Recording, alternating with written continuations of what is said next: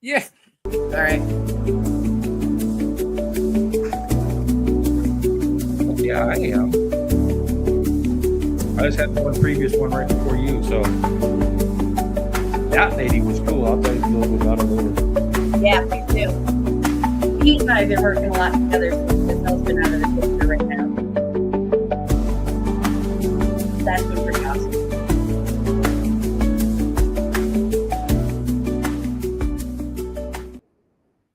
Welcome to Rock and Recovery. Your host is Jay. Long anticipated part 2 of SELA with Looking In Through the Glass and her podcast. This is part 2. So everybody hold on to your edge of your seats. It gets crazy. It gets wild. It does. That's what she tells me. So I'm going to let you guys know that it basically, if you want to look for a horror film type story, this is what it's going to be like. Awesome. I'm all in for horror films. Let's go. Yeah. I just want to let you know to take it easy, SELA. I know how much the first time took out of you, and I'm always here for you. Just remember that. And if I have to, I'll just stop it. If we start feeling too much, I'll stop it. Not a big deal. I appreciate that. I really do. And I know you're there to take care of me, Jay, and I appreciate that. But this part is actually much easier for me to tell than the first half. Like, all right. Well, yeah. Everybody knows this is my good friend SELA in Texas from Looking In Through the Glass and her podcast. Take it away, SELA. All right. So we're going to go ahead and skip all the drama stuff with Josh because that just doesn't need to be looked into. If people want to ask me, they can ask me questions anytime. And if they want to know more, I do have my YouTube. So, but anyway, so we're going to go to 2015. I am with my now current husband, but we had just barely been together maybe a year. I was still in active addiction because every time I tried to quit, it would, because he didn't know I hid it from him, it would end up in a fight because it looked like I was just being lazy and laying around. You know what I mean? I'm sure if I had told him, things would have been different. Hold on real quick. Joey, you rock, Joey. If you're around and you can hear me, you're awesome, Joey. I just had a shout out to freaking SELA's husband, Joey. He's the man. He is. He absolutely is. If there's one gift that I believe that God gives is the gift of faith. And through everything that I had went through, I really held on to the faith. Faith was something that just kept me going. Like I just knew one day God would save me from all of it. You know what I mean? But anyhow, so we go to Grand Canyon, first family trip with our kids both together. And we had just bought our own vehicle together that fit our large family because we had 7 kids together. So we went to Grand Canyon and like very shortly after we got there. So I don't remember a whole bunch about the trip. I remember we had been there just for maybe a half an hour to an hour. Because you have to take buses to different places there. And we were at one stop and I had to bend down to tie our youngest son's shoe. And it happened to be right underneath a metal hand railing. And I guess Joey said that a bus backfired and it caused me to jump up with everything I had. And I have very large legs. There's meat there. And I hit the very top of my head on that metal, the hollow metal, and it reverbed. I hit it so hard, it reverbed all the way down.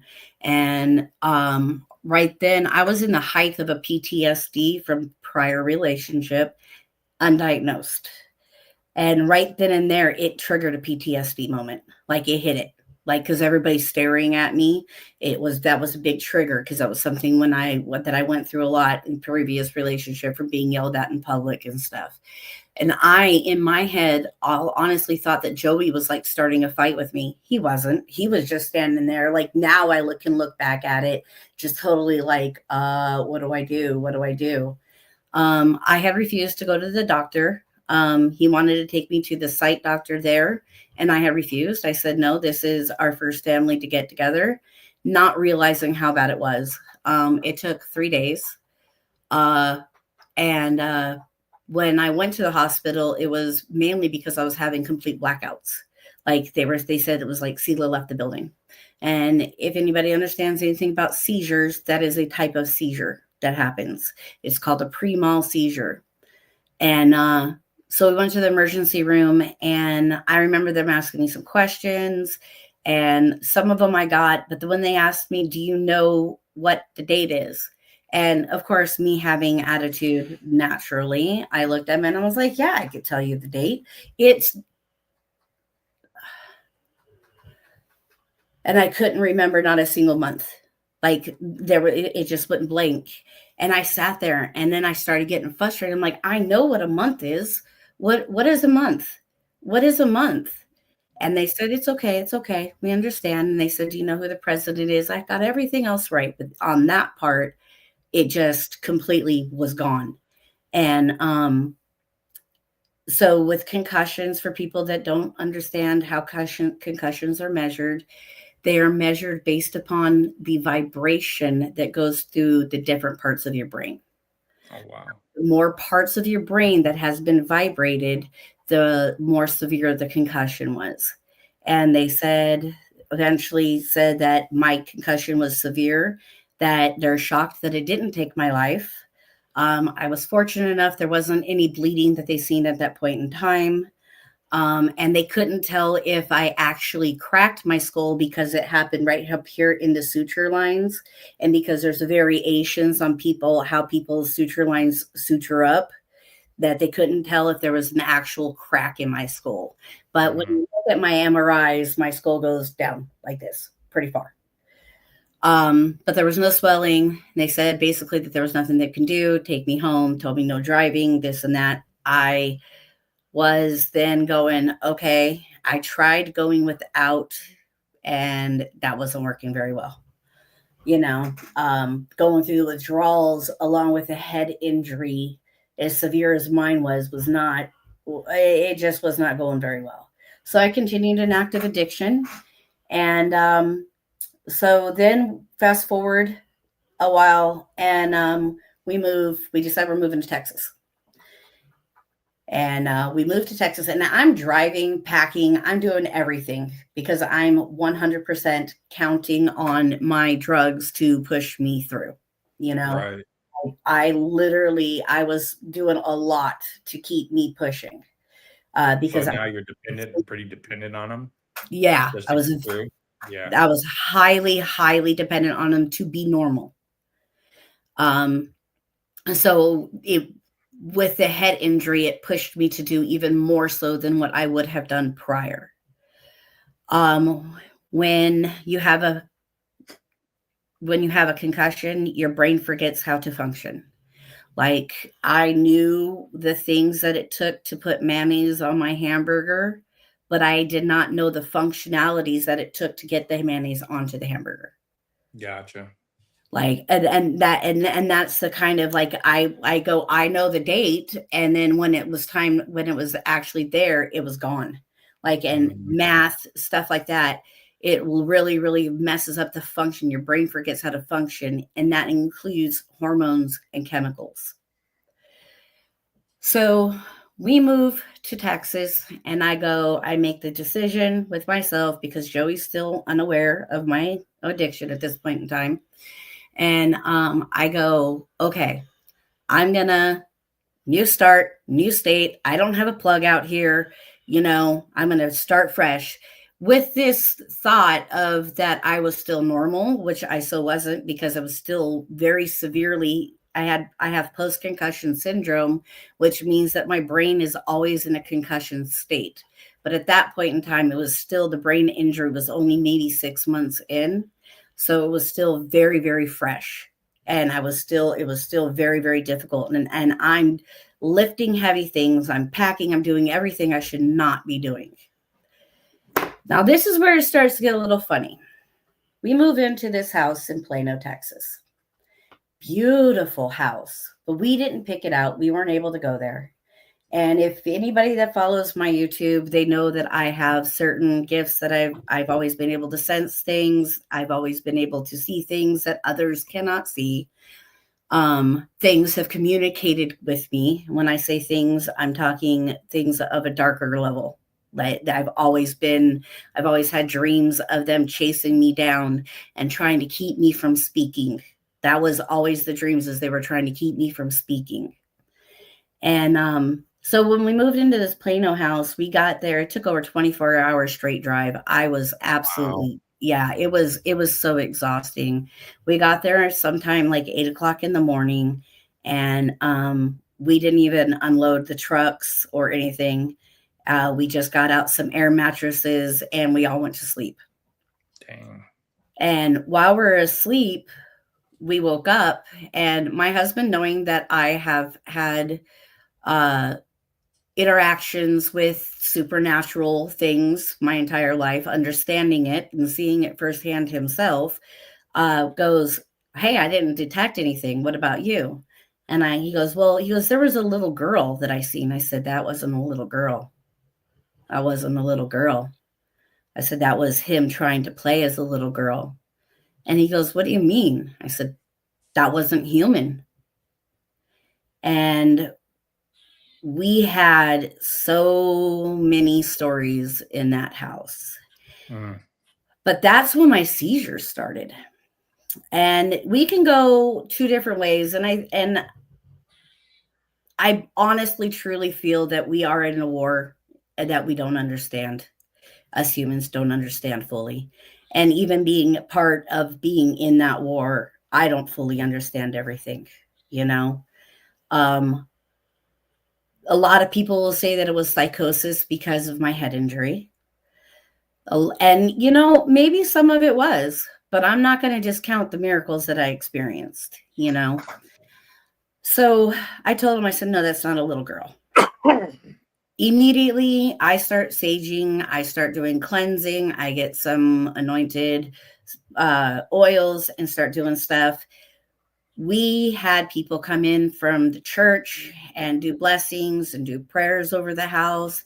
We're talking things hitting your pillow. Something will smack your pillow right in front of your face.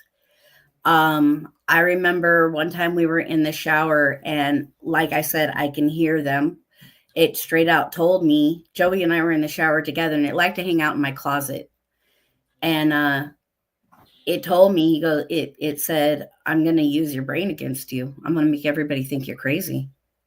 And I just broke down and started crying, And I told Joey, I said, "It said that it's going to make me look crazy." And it did. It absolutely did. In the medical field, they don't really acknowledge these kinds of things. And when you're experiencing a head injury on top of that, and then the seizures started. And they started at 3 o'clock in the morning, in the middle of the night.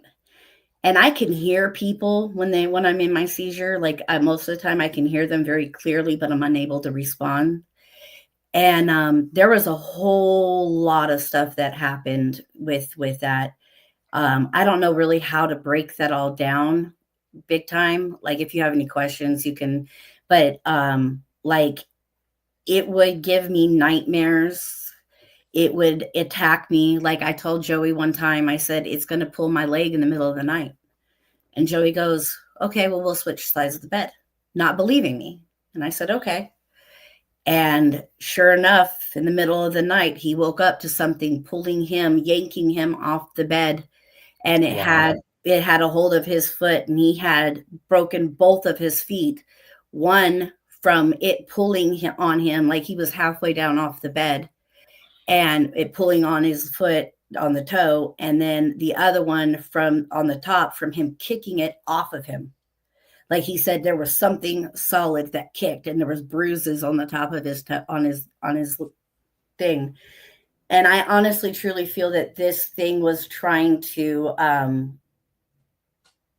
take over me, if that makes sense. It does. I was having anger seizures that would happen. I would call them my anger seizures, and they're partially PTSD, but there was elements to them that if you look at recordings of people having demonic type seizures, mine looked very, very similar. And I would be in these things for 5 hours. Wow. I was doing a blessing and I was going through and I had a plate explode right in my face as we were doing the blessing. The plate wasn't hot. I was holding it with my bare hand and it just exploded. Like I hit a certain part and it just exploded everywhere and everything started to catch on fire and stuff like that because I was doing the frankincense and myrrh and sage and all the things that, all the things that you're supposed to do. It was a really, I can tell you a lot of different stories. It was really, really crazy, but the seizures just continued to happen for a year straight, nonstop, because I refused to, the seizures came. I wasn't doing any drugs. Right. Then my aunt got sick, and this was 2017. My aunt got sick, and I was out in Las Vegas, and she had small cell lung cancer, and it had spread throughout her entire body before we had even known that she had it. Mm-hmm. So they had given her 12 weeks to live. And this aunt was the aunt that all throughout my active addiction and all throughout my relationship with Josh never turned her back on me. Always was there for me and always said whatever decisions I made were up to me, never downed me for continuing to be in an abusive relationship, stuff like that. I never got that judgment from her. So, and I spent almost every day with her. Like I spent so much time with her. She was my best friend. So I was in a really bad place and I was out there taking care of her, and it was my mom was taking over and I got a break, and I went over to a friend's house that was inactive and I said, fuck it, I'm going to use. I'm done. And so I started using, and then the seizures didn't happen. Just like that, within an instant. Like, it was just like this miracle. I'm like, what the hell? And then I go back home. And of course, I go back home with only a little bit because I can only hide a little bit. You know what I mean? And so I'd go back home and I'm okay back in Texas for a little bit. And then when I run out, the seizures start happening again. All this crazy things start happening again. These things are hitting me more and more, harder and harder. And I'm not knowing how to, I'm like in this, I don't even not fully try. I can't really fully comprehend even myself to the depths of, I was trapped inside myself. Like I was having these freakouts where I would destroy the house and I couldn't even communicate with myself. Like I was watching it happen. Wow. Like behind the doors, but I had no way of controlling it. And and these things were, I'm attacking my kids. I'm attacking my husband physically. I'm destroying things. And I go into these and then I'll fall down into a full-blown grand mal seizure. And then I come back and I'm me.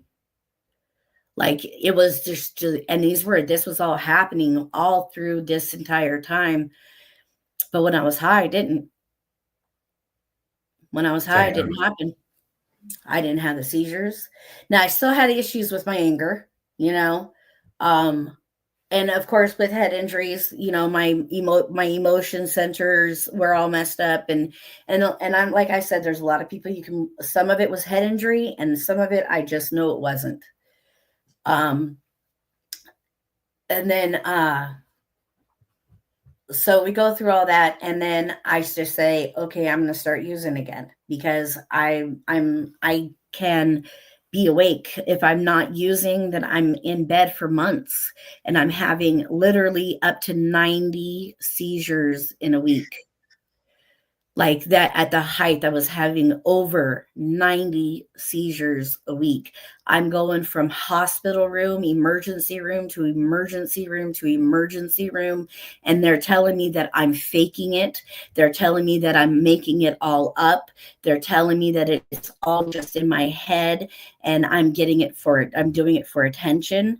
Then they're saying that I'm seeing and hearing things that aren't there, and this and that. They were trying to put me in the psych ward, is what they were trying to do. The terrible thing about seizures, unless it actually happens in an emergency room and they can actually view it, there's really almost no way for them to actually tell.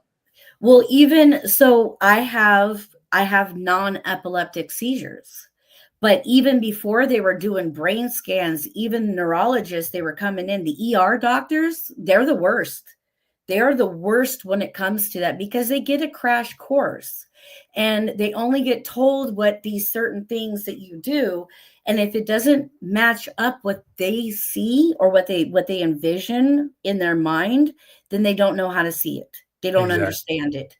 And if you're not hooked up to an EEG where they're doing your brain waves and everything, and I had, I don't know how many EEGs, but my brain waves weren't the issue. It was my head injury and whatever else was haunting me and taunting me and attacking me. It was doing things to me in the middle of the night. It would try to choke me. People were being pushed. It would throw things. I would be at the grocery store and things would come crashing down at me at the grocery store. And people looking around at me like, what the heck? And I'm like, you've seen that too, right? And it happened all the time, like all the time, all the time. And so where was I at? The doctors were telling you that you're faking it. Yeah, the doctors were telling me I was faking it. And I had gotten to this point because I'm sitting in a waiting room, an emergency waiting room, and I'm having seizure after seizure after seizure. And at these point in times when I was having my seizure, I would get this all of a sudden emotion of despair, just like absolute despair. And it would make me cry. So like I had just lost my child type thing. It would make me wail out and be like, like that. And then I would go into convulsions and stuff. And then when I came out, I would cry like that again. Wow. Everybody in the room, in the emergency room, noticed, recognized that I was having seizures. But when it came to the ER doctor, he was too busy looking at his watch. And I looked at him, I said, as I'm trying to talk to him, and at this point, I literally had bitten off almost part of my tongue back here was just dangling on. And Joey had taken me, he would go to work, he would do all this research, and then come home and take me to another place. And that's how our days were spent for months. And I'm the type of person, when I get in an argument, and we were getting in a lot, I like to walk away, and I couldn't. And in that, Joey trying to keep me from walking away would trigger my past, and I would come out swinging. And I don't swing like a girl. You know what I mean? I do not swing like a girl. I go straight. I know how to punch, and then it would turn into, well, now he just got decked in the face. And what's the reaction to that? You know what I mean? So it would turn into these really bad brawls. And it was just, and it was all happening so fast. And I just hated myself. Like the words that I was telling myself, now I know it wasn't me, but at that time,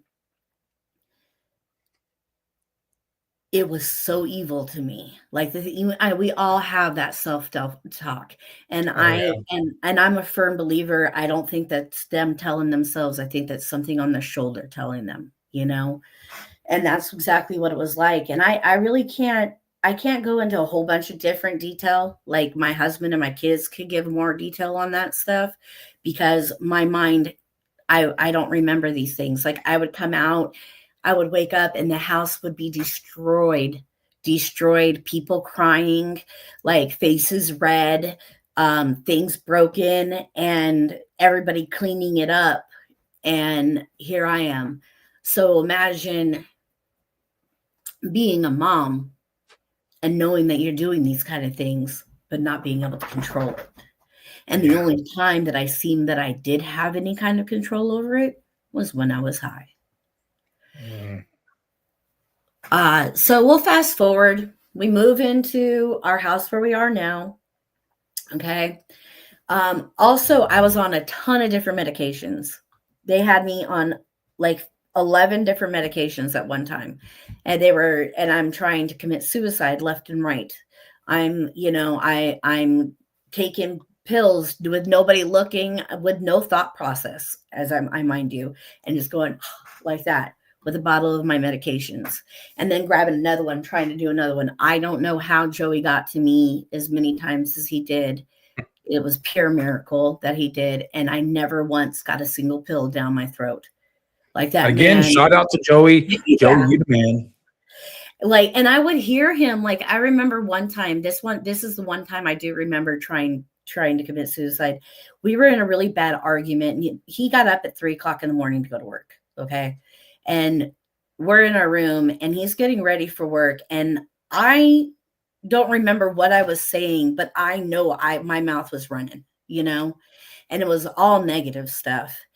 And I remember him turning around so vividly, looking at me as he was putting on his belt and going, "You're a fucking horrible mother anyways. What does it matter? You're nothing but a piece of shit." And I just looked at him and I went, "Oh, really?" And I went, "Fine." And I went like that. And I had a big bottle because they were prescribing me on so many different things. And I had a big bottle, and that bottle was empty in my mouth. Like there was no way that I was spitting them all out. And he got across. I know my husband would have never said something like that to me. Right.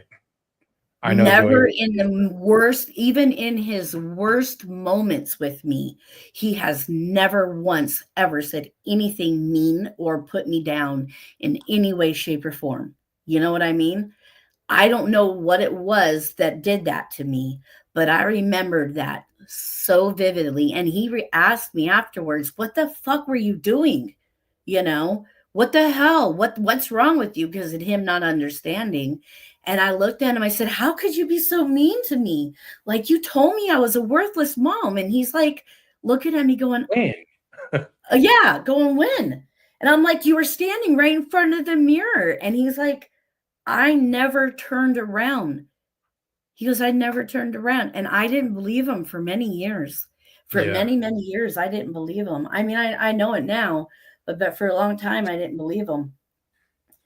I remember my son pounding on the door on the bottom, because his bedroom was above ours, and I was in the middle of a seizure, and I'm just screaming and I'm just yelling, and I'm just like, the evilness that came out of me, like the things that came out of me are not me. And I remember my son hearing him stomp, and that was just the other thing that set me off, and I start yelling out all this stuff. And I remember coming in and out and them having a rag on my head because I would get so hot. I would be hot to touch. And it was just crazy, crazy stuff like that. This is what our life was consumed of. So we move into this house, and I get off some medications. I said, I'm done with the medications, this and that. And then it's when I start using actually more often. I'm having it sent to me, and I'm going out there more often. I'm going back and forth, this and that. And I'm in this for a while, and it's been about 5 years now. And Joey starts looking at financials and starts noticing patterns. Mm-hmm. So now I'm like, fuck. Okay. how do I handle this? You know? And at this time, Giselle knew. I had come to Giselle and I had told her about it, and her husband knew, you know. And there was enough evidence at that point in time to, and with everybody, to tell Joey, no, when I'm not doing it, I'm having seizures and I'm going into these angry things, this and that, right? So I have them sit down with me to talk to Joey. And I tell Joey, I said, look, I understand I've lied to you all this time. So if you want a divorce, I can understand that. I said, but I'm going to ask you one thing, and that's not to take away my kids and not to use this against me. And fortunately enough, and he did contemplate, you know, of course. But I told him, I said, I do want to get off of it. I just don't know how. I just can't. Every time I try, Right. I'm going into seizures, which at that point, having that knowledge helped fill in a lot of blanks for him. And fortunately enough, he realized, no, you're not this, you know, you're not out there selling yourself for it type thing, you know. But, you know, he stayed with me. And not saying that I was saved from that. I was fortunate enough to not have to ever go there. I'm not saying that to judgment Right. on anybody, just to clarify. I was saved. I was fortunate to not, I'm not saying I would have never, but so we sit down, we talk about it, and at that point in time, I make the decision of, okay, I know whatever I tell my husband, I am going to have to follow through with. I don't know how, but I promised I would get off of it. I don't know how I'm going to do it. And the only way I know how is by praying, because this was the only question, the only thing I could do. And I tried cutting down, go into seizures.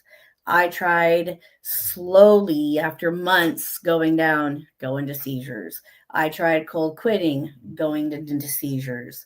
And at this point, you know, I'm putting my daughter into danger because she's going and getting it for me. You know, I'm putting her into dangers of really changing the trajectory of her life. And I'm realizing this, but I'm not at the capability of going and getting myself, because I can't drive, because I've had 120 seizures in the past 2 weeks, you know. But every time I would use, I would pray. Then I started diving more into different things that I could do religious wise, you know. And I started doing religious baths, or doing, and also to learning about trauma things. I started diving more into learning about narcissistic abuse so that I can start getting different answers for myself. Because every treatment center that we looked up was not a nice place for me to go. It was either they didn't accept you if you had a seizure disorder, or if you did go into seizures, then it was, you're not going to get the things that you need, that I needed to help pull me out. And you're just going to go through them until, because it's considered a DT, basically. It was not a pretty thing. And I also, because of prior experience, I told Joey, you're not going to go ahead and use that against me. So fast forward, I'm praying constantly. I'm not getting anywhere in the physical realm. I'm still doing, I go out, I have my certain amount. Sometimes I do a little bit more, sometimes I don't. But I have my regimen, my monthly regimen. I go out and I get this much, and I'm allowed this much, all that. And I'm maintaining this and that. And then that's when I started really diving into narcissistic abuse. And then I really start diving into different things about exorcisms, and a little bit more. And don't mind you, I'm still going through a lot of things with things are happening at my house. Things are flying off the walls here, like, and just smacking me in the back of the head. I get mad and literally things go flying off the shelves. It was just crazy things are happening. I can't even get into all that. Right. So I started learning about spiritual baths, different prayers, this and that. And I start practicing all these things. And I really start diving into all this stuff really hardcore. And one night I go and I tell Joey, go ahead and go play some video games. I'm going to go take a bath. And I put my little oils in there, did my little whole routine, blah, blah, blah. And I remember messaging Joey because I thought I was going into seizure. I wasn't going into seizure this time. Oh, I'm sorry. I'm missing a whole step. There comes a point where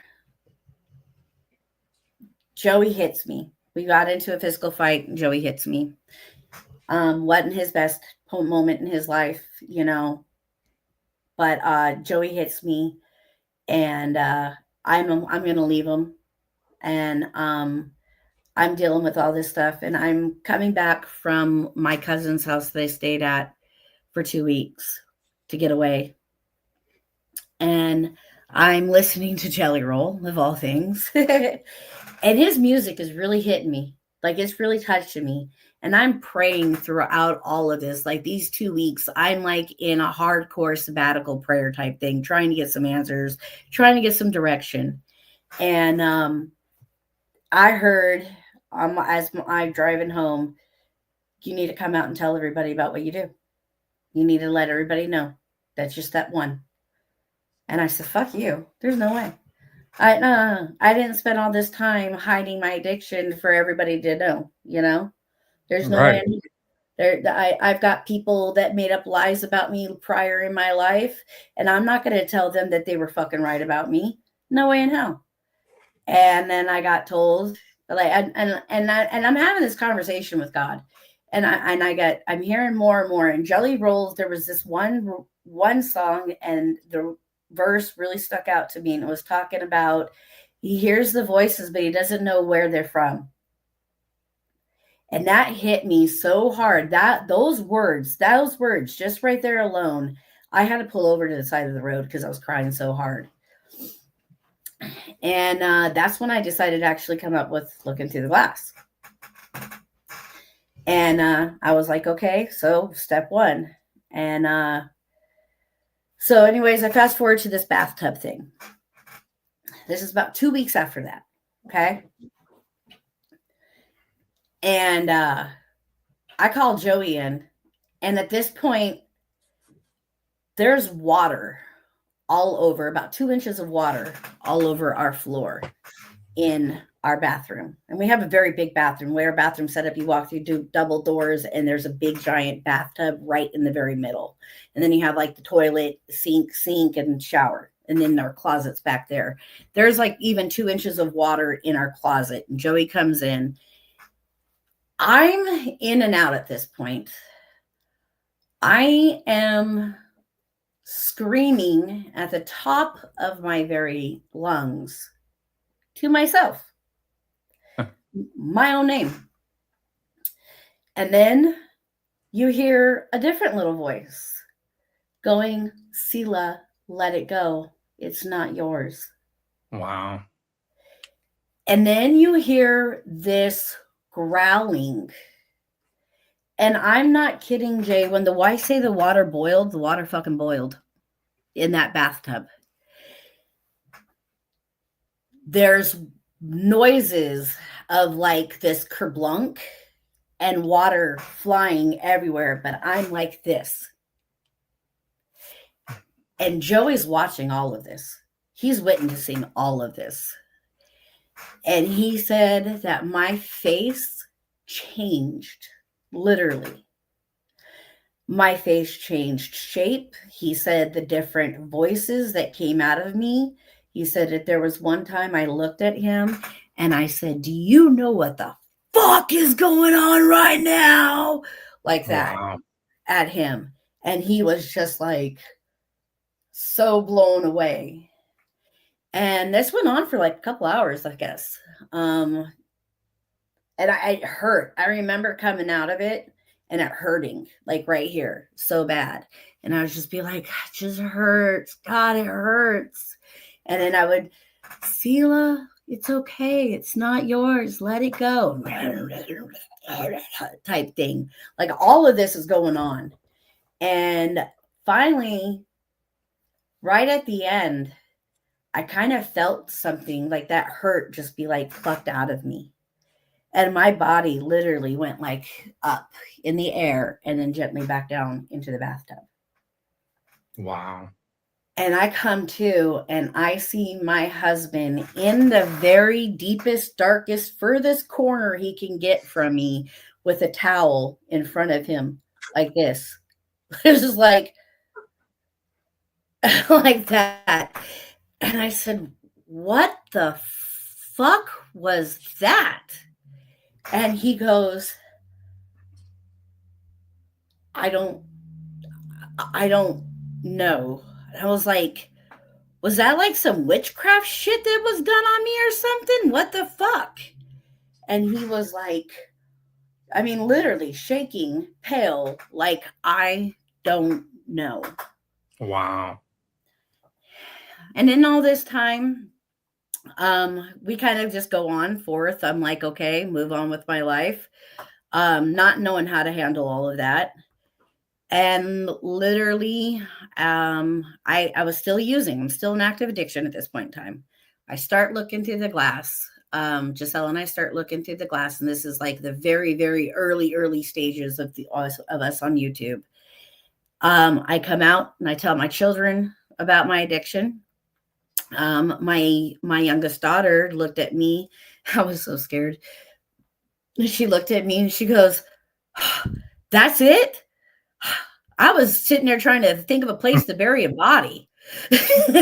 Like, so I was like, well, I'm glad to know my kids are like, that's no big deal, and they all were. They were like, you're still mom, And then 2 weeks later, I was in the bathroom and I was at the end of my bag and I was told, I got the direction of, this is going to be the last one.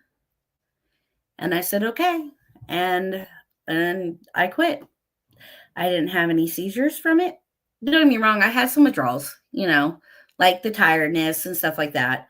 But I didn't have any seizures because all I prayed for every time, and I mean every time I used, God, please, I just meet me halfway, just make it a little bit easier, and I promise you I will get through it, And so there's my crazy supernatural how I got free. So how long you've been sober now? Almost 600 days. What's today? Today is the 21st. Friday? Shit, I don't know. 593 days today. Let's go. So when is your sobriety date? My sobriety date is April 6th, 2024. Nice. Mm-hmm. That's an incredible accomplishment from everything that you've gone through. It's not without complications. I still wrestle with the emotions. I still, but I started looking through the glass because it was there's not enough people talking about the hard parts of it. Right. And I was willing to show the crying, the snot all over my face, messiness, all of the things that I went through. But when I know people might discount what I went through. I want to discount what I went through, in all honesty, but I can't. Honestly, yeah, absolutely. Yeah, I can't. I absolutely cannot. It was literally a prayer answered, and I can't turn my back on the miracle that I was given, because in that 593 days, I not only was able to quit doing methamphetamines, and I was doing a lot. Like my levels were up there pretty hard, and I went cold turkey. But not only did I quit doing methamphetamines, I am now without any medications, pharmaceutical medications at all whatsoever. There's only That's awesome. Yeah. And that's all, that's all was in my prayers. God, help me get to where I don't need all this stuff, help heal me. And, it's not without its Don't get me wrong. It's not, I have to put in the work, you know? Right. Is that so you say that, have you ever had a craving or a trigger that made you almost want to go back? Yeah. So about 2 weeks after I quit cold turkey, I still had all of my tools, right? Because I had tried quitting so many times. We knew that it was just, the longer it was without my system, the more chances that I was going to have a seizure. So I still had my tools just in case.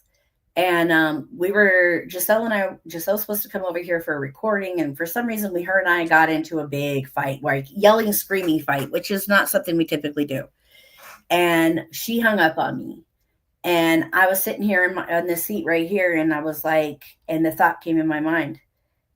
And that's where I wanted to run. And I said, nope, not doing that shit.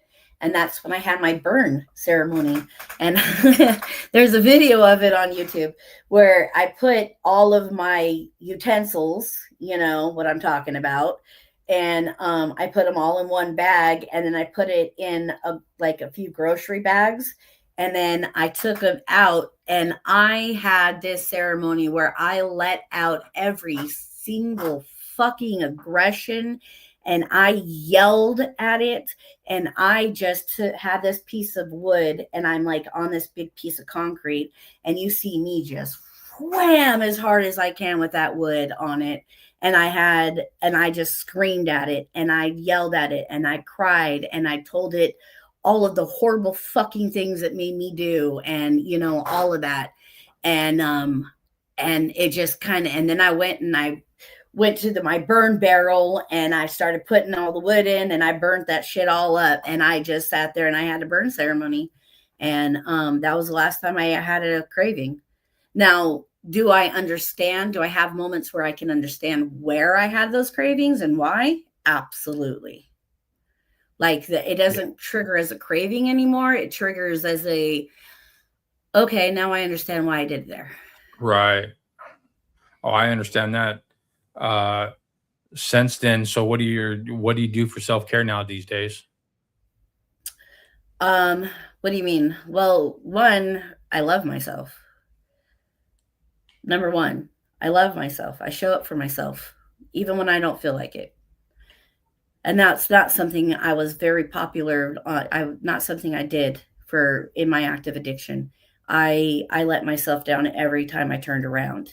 Yeah. Only to enforce that want for that drug. I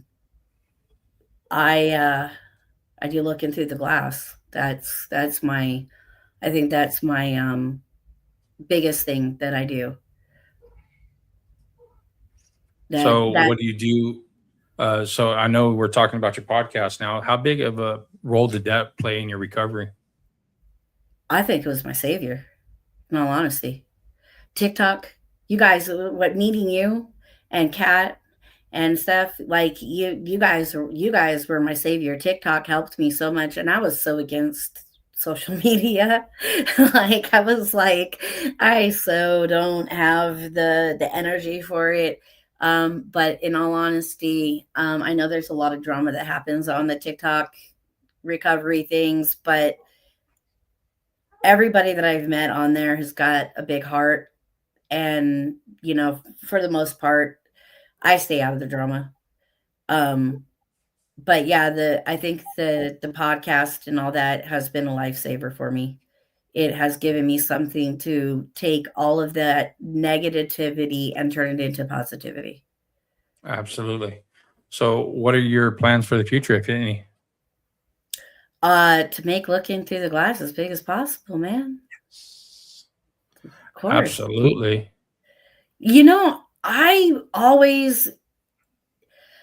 I never seen me doing something like this. I just wasn't like, I had to do a whole lot of practicing things, in order to be able to do this.